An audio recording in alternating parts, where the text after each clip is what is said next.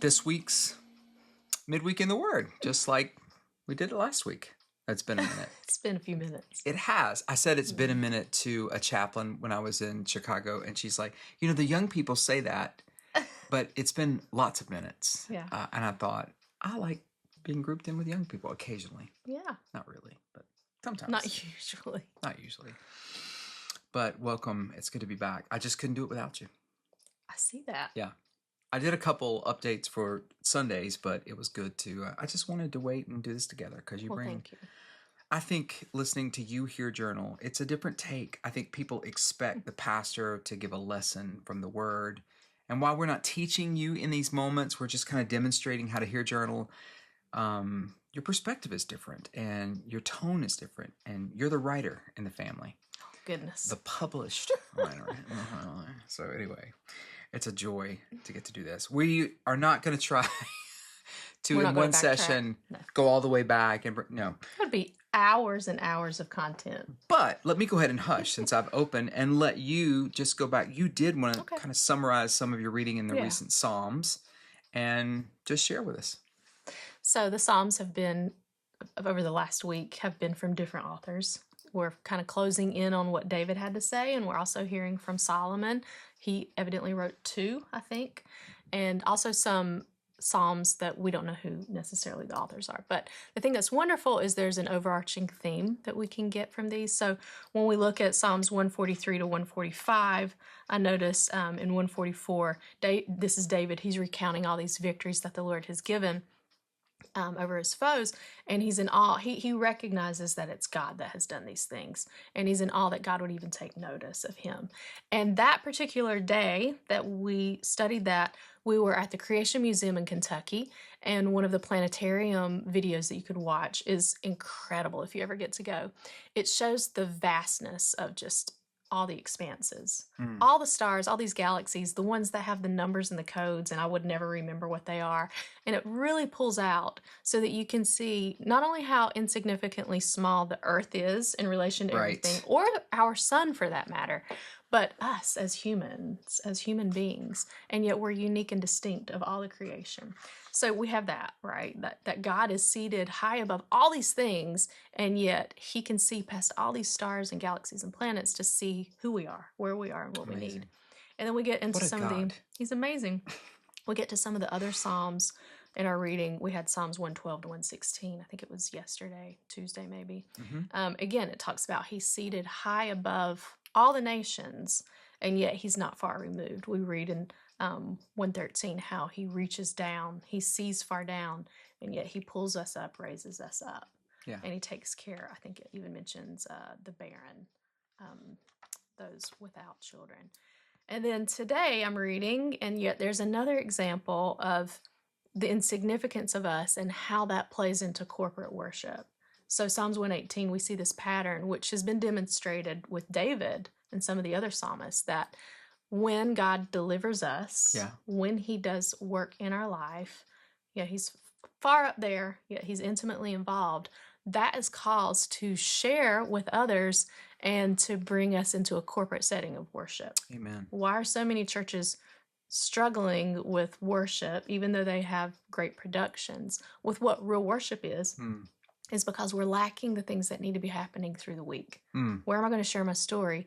Well, in a community group or in a discipleship sort of relationship. Right. And so while it's great, maybe you get pumped and primed during the hour of worship that you have on Sundays, it's so much more meaningful when we know, why is this person worshiping the way they are? Because we know a little bit about their story, and their story of deliverance was meant for our benefit. That's so New Testament one anothering. And it's also in the covenant people there. You see it breaking down. If we're not careful in 2024, as Americans, we see somebody weeping at a song and we think, oh, this must be her favorite song. Or, oh, I bet she's emotional because it's just happened. Not knowing the story. Right. Great word. Thank you. Awesome There was a lot there. Was a lot there. So I have a little graphic that I have as my thumbnail for when I do Zoom calls, and it's the 1/168. And while you're saying that's the visual image that came to mind, And it's that 1 hour a week that we're together versus the 168 that we're not gathered for a corporate worship setting. How we live in the 168 shapes the one, and how we worship in the one shapes the 168. Like, they're not isolated. There's not a heavy wall between them. We need to engage one another in the 168. It'll make our one more special. Yeah. Beautiful, beautiful time. And also, I'll get a note to the pastor of coordination at Mission Bible to work back in some testimony time in the service. That's important to hear one another's stories.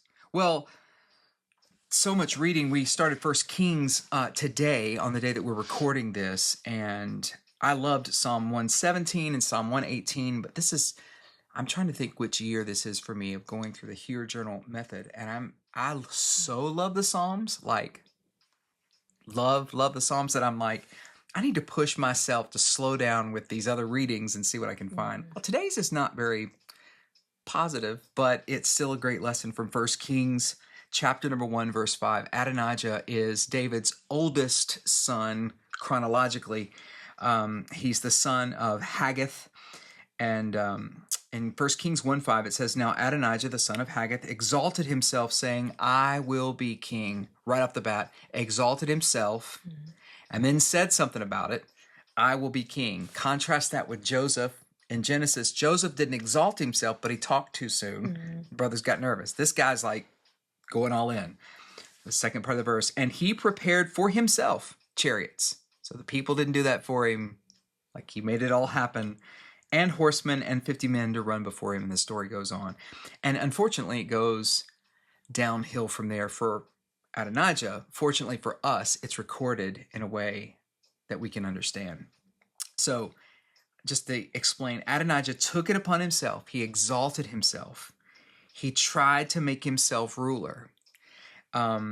There's another note here. It's interesting that he did this because David had made it plain earlier by the declaration of the Lord that Solomon would be king. Like, that was already known.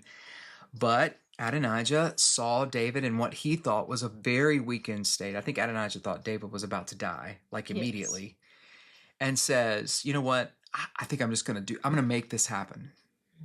I'm going to make this happen. I was made to be the head and not the tail. I just heard that in a sermon recently. I've almost threw up. So this revolutionary spirit, if it is to be, it's up to me, I'm going to do, that is counter biblical narrative for the people that God uses. Because Adonijah takes it upon himself. He exalts himself. He tries to make himself ruler. David, though, I noticed, didn't really parent well. We've all blown it. But David didn't say anything to him about it. It's the same thing he did with his other son. Like, just like Absalom. Yeah, when Absalom rebelled, like, David didn't really, it's just weird. He doesn't step in and, what was the phrasing? It says, "Why have you done thus?" He didn't say anything. He never, "Why have you done thus?" with those fellas. Now, here's the challenge. If David's a mechanic, I think it's easy for him to step in and go, "What are you doing?" Mm-hmm. If David is something else, we were talking with another pastor friend. Our friends that that are not in ministry, like when their kids do something or something happens in their family, they still get to go to work the next day. They still get to do stuff. But if there's a significant moral failure in a ministry family, the minister's out of a job. Like, everything changes. And so I'm not defending David for not saying anything. I'm just saying, pray for your leaders. It's complicated. But David typically doesn't get in the way, and it always ends bad. I do wish David would have learned a lesson. And as I was saying that to David, I thought, I wish I would learn some lessons. Okay. God had a plan. God had already revealed his plan. Here's my application. And God has a plan for us. And we get in the way of God's plan when we try to exalt ourselves and make something happen. And it always ends in destruction. It always ends in destruction. We are headed for destruction when we try to grab a hold and make stuff happen. My response was, "Lord, I will wait for you." That was a hard sentence to write. "Lord, I will hope in you," not as hard, because he's my hope and my strength. "Lord, I long to obey you, your plan and your will first." above all else. Because the challenge is you want to make stuff happen. I'm not saying be lazy. I think anybody that knows me, I'm not saying that. I hope you would amen that. But there's no room for laziness here. But be careful. Never exalt yourself. That's where you start getting off the rails. Yeah. Rich reading. And I know it limited us. Today's reading actually was supposed to stop at 27, but I kept going. I'm like, this is too good. I got to keep going and work through this. It was good. So keep reading. Plot gets thicker. Complicated. Yeah, it does. This has been great. I've missed this. Good to be back. A couple of quick announcements. This Sunday's the last Sunday at church, which means Love life. Let me rephrase that. This Sunday's the last Sunday of the month, not the last Sunday of church. Last Sunday of the month, which means... I think they knew that. Love Life Sunday. So if you come across some great deals or you feel impressed upon your heart to pick up some things for a baby shower, yes, they always are in need. And, we've seen with the Western North Carolina need, a lot of things have been wiped off the shelves.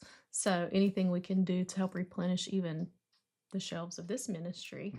I'm sure would be beneficial. Love Life has also mobilized some of the resources to help in Western North Carolina as well. It's been great. A lot of diapers and other things. Super thankful for that. Coming up in November, just a reminder on November, sorry, I'm looking at the calendar over there. November, all this technology now, I'm looking over there at my handwritten calendar. November the 24th, we will not gather at 4 p.m. for worship. King's Church has invited those of you that are in town, the handful of you that will be in town for that Sunday morning, to join them at their service. You can look online for information on that. Lindsay's getting that updated for us this week. But that November the 24th, we will not gather at 4 p.m. And just a heads up, the Sunday before Christmas in December, now we have other stuff happening before then, but the Sunday before Christmas, that's the 22nd, I believe. Am I saying that right? Yes, the 22nd. Looking over there again, sorry. We will have a joint service with King's Church again, so that some of us that were out of town and then we'll be back in town, we can worship with them that Sunday morning. It's going to be a great time. We will not gather that evening as well. So, well, let me just say, don't hear we're not when he's making these announcements.